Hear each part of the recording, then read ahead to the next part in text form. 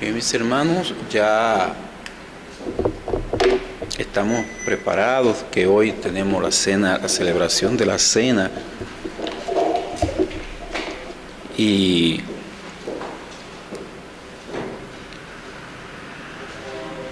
es una bendición para nosotros poder participar de ella.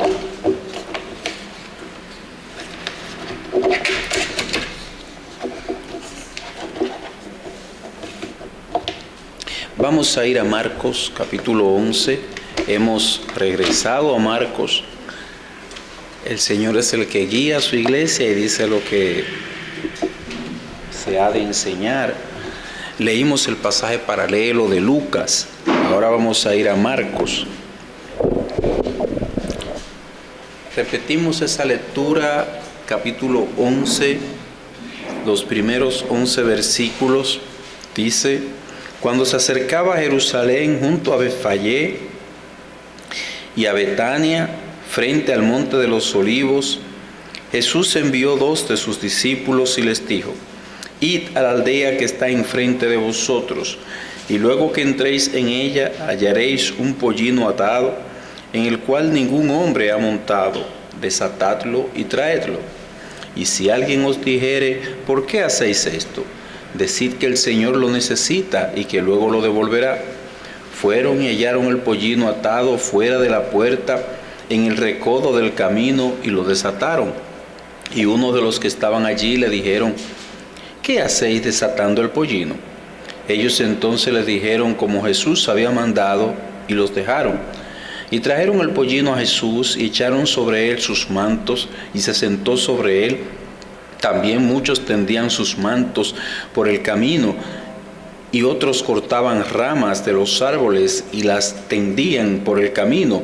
Y los que iban delante y los que venían detrás daban voces diciendo: Hosanna, bendito el que viene en el nombre del Señor. Bendito el reino de nuestro padre David que viene. Hosanna en las alturas. Y entró Jesús en Jerusalén y en el templo, y habiendo mirado alrededor todas las cosas, como ya anochecía, se fue a Betania con los 12. Amén. Vamos a orar. Padre bueno, Padre justo, Padre bendito, la tierra da testimonio de tu gloria, de tu bondad y de todos los favores que tú has dispensado a cada uno de ellos. En esta hora pedimos una vez más que magnifiques ese atributo de tu bondad, dando a esta iglesia gracia y bendición. Que tu palabra, oh Dios, pueda echar raíz en nuestros corazones, que tu palabra pueda guiarnos, que tu palabra sea la que hable en nosotros. Padre bendito, este momento está en tu mano, los instrumentos actuantes están en tu mano. Por favor, haz tu obra en Jesús. Amén. La entrada del rey a Jerusalén. La entrada del rey a Jerusalén. Hasta este momento, mis hermanos, hemos llegado a este capítulo 11, esta travesía del Señor Jesucristo, donde Él ya lleva unos 30 años llevando a cabo, y lleva unos 30 y casi 33 años llevando a cabo el ministerio que Dios el Padre le encomendó, mayormente en la región de Galilea. Ese ministerio en el cual hubo enseñanza, en el cual hubo milagros, hubo obras portentosas, hubo resurrecciones, etc. Ahora vemos al Señor Jesucristo que se dirige, ya está a la puerta de Jerusalén, la capital del reino, la capital del judaísmo, en la sede de la religión judía. Allí se encontraba el templo, allí estaban las máximas autoridades judías, allí estaban los que enseñaban a todo Israel. Aquí nosotros vemos al Señor Jesucristo que nos dice que se acercaba a Jerusalén. Estaba junto a 2 ciudades, Betfagé y Betania, frente al monte de los Olivos. Allí Él comienza a enviar a unos discípulos para que hagan ciertos preparativos. tenemos aquí la presentación pública de Cristo, una presentación pública que no agradó a las autoridades judías, que estaban en Cristo viendo una competencia de liderazgo, y ellos podían o veían que podían perder más bien los beneficios políticos, los beneficios económicos que le daba a ellos esa posición que ellos tenían como cabeza religiosa de la nación. Eso le hizo a ellos entrar en un estado de enemistad, de oposición al Señor Jesucristo, y que llega a su punto más alto cuando proclaman que el Señor Jesucristo sea crucificado. Repito, al llegar al capítulo 11 de este libro de Marcos, encontramos ya la etapa final de la vida terrenal del Señor Jesucristo. Ya es domingo, le queda una semana al Señor Jesucristo en esta tierra. Ya Él va camino a esa copa que Él le dijo a los discípulos cuando le pidieron grandeza, cuando le pidieron estar el uno a su derecha y el otro a su izquierda. Él le dijo, la copa que yo tomo, ustedes la han de beber. Ellos inocentemente respondieron, sí, podemos. Esa copa que Él oró al Padre y le dijo, Padre, si es posible, pasa de mí esta copa, pero no sea mi voluntad, sino la tuya. Esa copa faltaba pocos días para Él tomarla. Era domingo, ya el viernes Él es crucificado, entonces resucita el domingo. Era la conclusión de su ministerio terrenal. Aquí en esta pequeña etapa ya no vamos a escuchar predicaciones del Señor Jesucristo, ya no vamos a ver milagros del Señor Jesucristo. Ahora viene una etapa en la que Él se dirige a la cruz, a su obra principal. Antes de nosotros continuar, hemos de mencionar la importancia que tiene esa obra que llamamos principal del Señor Jesucristo. Esa obra en la cruz, esa muerte en cruz. Es cierto, las misericordias de Dios son muchas, son buenas. Es cierto, todas las bondades del Señor son buenas, pero debemos de priorizar sobre todas las cosas esa muerte en cruz por nosotros, sustituyéndonos a nosotros. Debemos apreciar las misericordias del Señor, debemos esforzarnos en caminar en sus pisadas, debemos valorar esa oración intercesora que Él hizo por nosotros, debemos de desear su segunda venida, pero no olvidemos que el acto que corona todo, que es columna de todo lo demás, es la muerte de Cristo en la cruz del Calvario. Eso es lo que le da vigencia, eso es lo que le da facultad a todas las demás otras cosas. Es por eso que el primer error del hombre es cuando deja de mirar la cruz y quiere salvarse por sí mismo. De esta muerte es de donde fluyen todas nuestras esperanzas. De esta muerte en cruz no salen de nosotros como aquellas mujeres un lamento por lo que le había tocado pasar al Señor Jesucristo, sino que de lo que sale de nosotros es una expresión de gloria al Señor por haber hecho el sacrificio en favor nuestro, por habernos traído a nosotros a salvación. Valoremos entonces esa muerte, hagámoslo más y más en esta nuestra vida cristiana, y que todos nuestros pensamientos acerca de Cristo, es verdad que nos producen gozo, ese sea el mayor, que ha traído el perdón de nuestros pecados. Veamos entonces en primer lugar los primeros 6 versículos donde el Señor Jesucristo, de una manera detallada, Marcos narra, describe cómo Él organiza su entrada, cómo Él prepara su entrada en Jerusalén. Dice el verso 2, y les dijo, id a la aldea que está enfrente de vosotros, y luego que entréis en ella hallaréis un pollino atado, en el cual ningún hombre ha montado, desatadlo y traedlo. Y si alguien os dijere, ¿por qué hacéis esto?, decid que el Señor lo necesita y que luego lo devolverá. Fueron y hallaron el pollino atado afuera de la puerta, en el recodo del camino, y lo desataron. Y uno de los que estaban allí les dijeron, ¿qué hacéis desatando el pollino? Ellos entonces le dijeron como Jesús había mandado, y los dejaron. Al hablar de esos primeros 6 versículos que nosotros hemos señalado como el preparatorio o los preparativos para entrar a Jerusalén, nosotros debemos destacar el nombre que aparece aquí en el verso 1, Betfagé y Betania, especialmente Betania. Betania fue una de las ciudades de la cual salieron mucha gente a acompañar a Jesús en esa entrada a Jerusalén. ¿Y por qué? Vamos a ir asentando algunas bases para comprender esto. Porque aquí se calcula que miles de personas iban, un grupo delante y otro grupo detrás del Señor Jesucristo para entrar a esta ciudad en Jerusalén. Era verdaderamente una inmensa multitud. Ahora yo voy a tratar de que usted comprenda a qué se debía esto y qué era lo que estaba sucediendo. Se dice de Betania que entonces estaba enfermo uno llamado Lázaro de Betania, la aldea de María y de Marta su hermana. Juan capítulo 11, versículo 1. Aquí aprendemos que Lázaro era de Betania. Lázaro era de allí. Betania estaba cerca de Jerusalén como a 15 estadios. Juan capítulo 11, versículo 18. Quiere decir que la multitud podía trasladarse desde Betania hasta la capital, Jerusalén. Sigue dándonos datos la Escritura acerca de Betania. Dice: 6 días antes de la Pascua vino Jesús a Betania, donde estaba Lázaro, el que había estado muerto y a quien había resucitado de los muertos. Juan capítulo 12, versículo 1. Jesús iba con frecuencia a Betania. Ahí había una familia que eran amigos de él.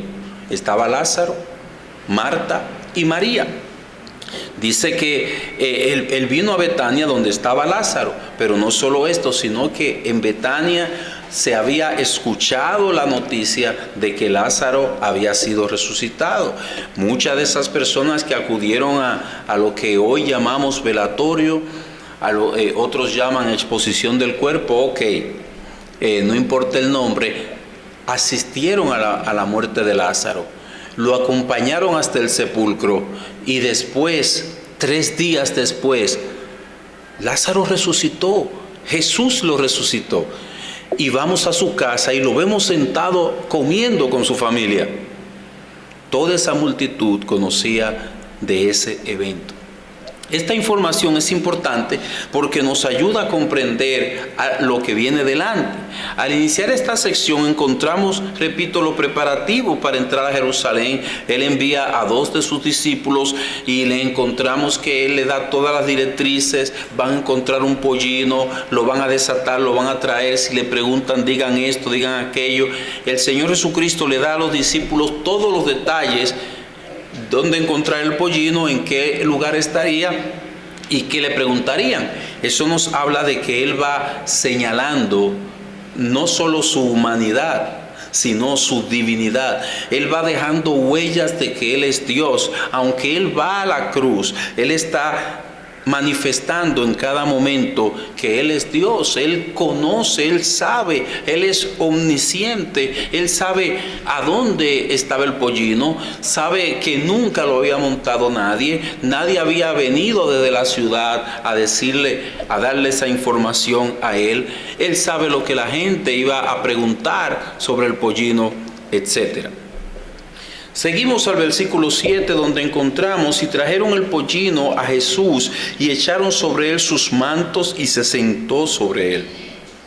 También muchos tendían sus mantos por el camino y otros cortaban ramas de los árboles y las tendían en el camino, y los que iban delante y los que iban detrás daban voces diciendo: Hosanna, bendito el que viene en el nombre del Señor, bendito el reino de nuestro padre David que viene, Hosanna en las alturas. Aquí tenemos el cumplimiento de la profecía, el cumplimiento de las profecías que Dios había hecho en el pasado, como Zacarías capítulo 9, verso 9, que es principal.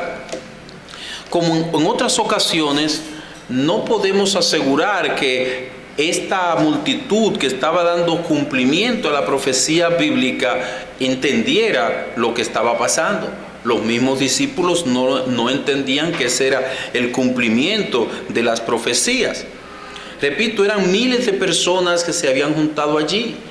Unos venían, dijimos, de Betania. Ellos habían visto los milagros del Señor Jesucristo en Betania y habían dicho, bueno, todo parece indicar que este es el rey que nosotros estamos esperando. Este es el Mesías. Había otros que estaban acudiendo a la fiesta de la Pascua, entonces se unen a la multitud. Viene esa multitud que viene de Betania detrás y otros que asisten a la Pascua como era acostumbrado y se unen todos en un mismo cántico donde dice: bendito el que viene en el nombre del Señor, Hosanna, o sea, salva ahora. Es como una exclamación: sálvanos, Señor, por medio de tu rey que tú has enviado. Bendito el que viene en el nombre del Señor, bendito el reino de nuestro padre David que viene. Era verdaderamente una oblación, era verdaderamente una exclamación, era verdaderamente una exaltación a él como rey. Pero noten, él no la rechazó porque le correspondía esa adoración. El Señor Jesucristo entonces está en medio de esa multitud que había venido a la celebración de la Pascua y que venían de Betania. Estas multitudes entienden que ese es el rey, pero lo entienden de una manera equivocada. Ellos entienden que ese es el rey, pero que va a venir y va a liberarles de la opresión romana, que ya ellos tanto tiempo sin rey iban a tener un rey físico, al igual que David, al igual que otros. Ellos se habían hecho la idea de un rey de esta naturaleza, un rey que le encabezara en una rebelión contra los romanos y saliera victorioso. Desafortunadamente, la alabanza que el pueblo derramó a Jesús no fue porque vieron en él un Salvador, uno que le podía librar de su pecado. Ellos no entendían la naturaleza de ese reino. Ellos entendían que era un rey a la manera de los que habían tenido antes. Pero este rey venía sobre un asno humilde conforme a las profecías. Era uno que iba a vencer, pero por medio de la muerte. Era uno que iba a librarles, pero de la principal esclavitud, que era la esclavitud del pecado. Era uno que iba a librarles, pero de la condenación eterna. Era uno que venía a darles salvación de todos sus enemigos, pero de los enemigos espirituales del creyente, de las personas. Ellos entonces le dan la bienvenida como el resultado de ese deseo de un libertador mesiánico, alguien que le llevaría a una rebelión, alguien que los encabezaría, tomaría las armas. Hubo muchos que, a pesar de no creer en el Señor Jesucristo, estaban en esta multitud. Ellos pensaron que quizás Jesús podía ser ese libertador temporal de ellos. Ellos estaban aplaudiendo junto con las demás personas, proclamándolo como rey, vociferando Hosanna, o sea, salva ahora, reconociendo que él era el hijo de David en cumplimiento de la profecía. Pero cuando el Señor Jesucristo, ellos ven que no llena esas expectativas, pero cuando ellos ven en el Señor Jesucristo que no es lo que ellos esperaban, dentro de un par de días esa gente cambia de manera de pensar. ¿Y sabe usted lo que vociferan? Crucifíquenle. No, si ese no vino a liberarnos de esa manera, crucifíquenle. Y había un grupo de religiosos que estimulaban a esto. Tal vez comenzaron: que lo crucifiquen, ese es un impostor. Y la gente comienza, y cuando las personas abrazan, sea un rumor, sea un estímulo, no hay quien pare eso. Por eso nosotros vemos que una gran multitud vocifera Hosanna, bendito el que viene en el nombre del Señor. Y luego esa misma multitud vocifera: crucifíquenle, suéltenos a Barrabás. ¡Qué contradicción! Porque no entendieron lo que es el Rey de toda la tierra. ¿Qué significa este evento que vemos a la entrada de Jerusalén. Hay un himno titulado Él es eterno Rey, que lo resume con unas palabras sencillas. Es el número 10 de el himnario Cantada al Señor. Nosotros lo cantábamos antes, algunos lo saben. Dice: bendito el Rey que viene en nombre del Señor. Discípulos cantaban sintiendo gran amor, mas todos no alababan, no amando al Señor, pues solo al Rey aclaman los suyos con fervor. A Cristo demos gloria, Él es eterno Rey. En cruz Él dio su sangre, cumpliendo así la ley. Sentóse en su trono por vía de la cruz, y allí cual soberano nos guía en su luz. Él es Rey soberano, mi Cristo, mi Jesús. Hosanna y bendito el Rey de Israel. Los fieles aclamaban a Cristo, quien es fiel. Humilde sobre un asno, con ramas ante él, va rumbo al Calvario, a muerte y a su hiel. Algunos fariseos se oyeron protestar, queriendo que el maestro mandara a callar. Son ciegos religiosos, jamás entenderán. Si santos no alaban, las piedras clamarán. A Cristo demos gloria, es Rey y Salvador. En cruz Él dio su sangre, es prueba de su amor. Oh Dios, tus maravillas son grandes y sin par. Concédenos por gracia tu nombre alabar. En realidad este himno resume ese evento, lo que ese evento significa, lo que ese evento es para nosotros y para el cielo. Recordemos, esta es la primera vez que el Señor Jesucristo acepta la proclamación pública como Rey.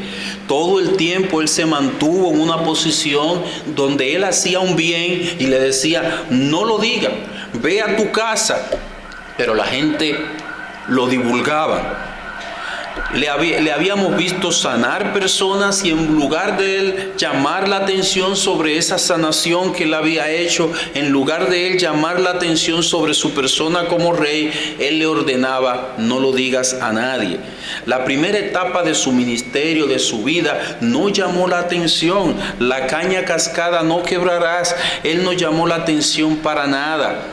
En una ocasión se dice: aquellos hombres entonces, viendo la señal que Jesús había hecho, dijeron: este verdaderamente es el profeta que había de venir al mundo. Pero entendiendo Jesús que iban a venir para apoderarse de él y hacerle rey, volvió a retirarse al monte él solo. Juan capítulo 6, versículo 14 al 15. Así actuaba el Señor Jesucristo. Cuando ellos ven que Él hace señales, dicen: bueno, este verdaderamente es el profeta. Y como Él entendió que iban a ponerlo como un caudillo, como un rey, como uno que vaya adelante, en lugar de Él tomar esa posición, dice que volvió a retirarse al monte Él solo. No quería llamar la atención. Así fue la primera etapa de su ministerio. Ahora, en esta última semana de su vida, que le llaman la Semana de la Pasión, otros lo celebran en la llamada Semana Santa, en esta última semana, en esta última etapa, en esta última fase de su ministerio, donde Él antes silenciaba los intentos de hacerle rey, ahora Él, al entrar en Jerusalén, acepta todos los honores como el rey prometido, como el Rey de Israel. Es un momento de mucha emoción, de mucha alegría. Hay una conmoción en la ciudad, al punto de que los fariseos se ponen celosos, los fariseos se oponen a esto. Y dice el capítulo 19 de Lucas, versículo 37, la narración paralela, a donde Lucas dice: cuando llegaba ya cerca de la bajada del monte de los olivos, toda la multitud de los discípulos, gozándose, comenzó a alabar a Dios a grandes voces por todas las maravillas que habían visto. diciendo: bendito el Rey que viene en el nombre del Señor, paz en el cielo y gloria en las alturas. Entonces algunos de los fariseos de entre la multitud le decían: Maestro, reprende a tus discípulos. Te están dando una gloria que a ti no pertenece.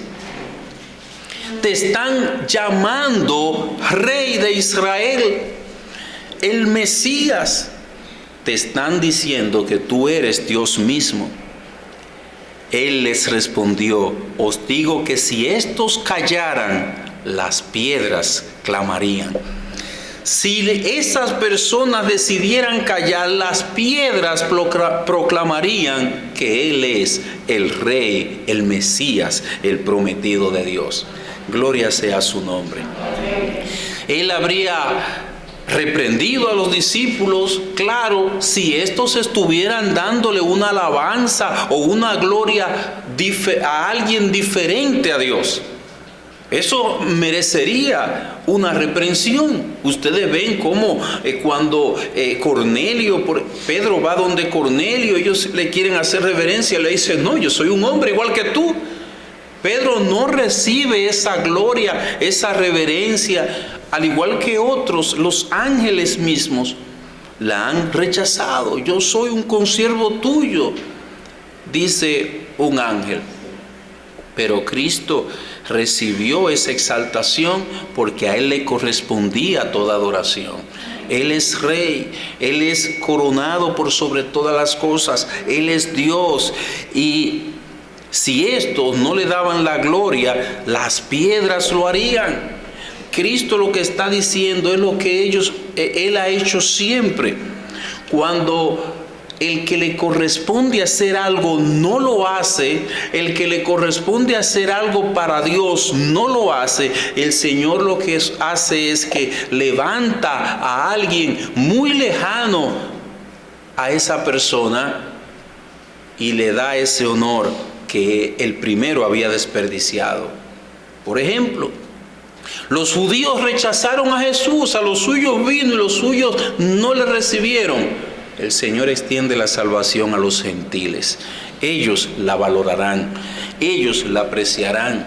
Cuando alguien no valora, no aprecia la gracia, la bendición que Dios le ha dado, otro la disfrutará, otro la apreciará, otro la valorará. Procure, hermano, procure, amigo, valorar todo lo que Dios pone en sus manos para la gloria de Él. Aprécielo, no lo eche por la borda, no lo desperdicie. Si Dios le dio a usted la oportunidad de oír el Evangelio, valórelo mucho. Aprécielo mucho para que Dios no lleve ese bien, no le quite a usted ese bien y lo dé a alguien que lo valore. ¿Tratas a Jesús como Rey? Es la pregunta. O tal vez no lo ves así. Los fariseos no veían en Él a un rey, en un asno humilde. Decían: y este es el que nos va a salvar. Ustedes recuerdan cómo decían dijeron de algunos reyes: este es el que va a liderarnos, este es el que nos va a librar del yugo de los romanos, en un pollino de asno, caminando mansamente, entrando a Jerusalén. Y más adelante lo voy a repetir. Herodes, cuando lo vio ensangrentado, golpeado, humillado, le dice: ¿tú eres el rey de los judíos? Mi hermano, mi amigo, ¿cómo tratas tú a Jesús? ¿Lo tratas como un rey o lo tratas como un mendigo tal vez? ¿Como un hacedor de milagros quizás? Quiere el Señor y que, aunque tú no lo veas con los ojos físicos, Él sea para ti el Rey soberano por sobre todas las cosas. El punto es que encontramos aquí lo que acabamos de leer, al Señor Jesucristo recibiendo alabanzas, recibiendo glorias como el gran Rey, como aquel que había sido prometido, como aquel que venía a asumir el trono de su reino. Ahora un trono al que se llega, no a través de la rebelión, un trono al que se llega, no a través de la imposición, de la guerra, de las armas, sino a través de la cruz. Es una gloria, es un reinado, es una exaltación que se alcanza, pero primero hay que atravesar por la humillación y el dolor. Y eso ellos no lo entendían. Ellos no lo comprendían, que antes de la exaltación viene la humillación.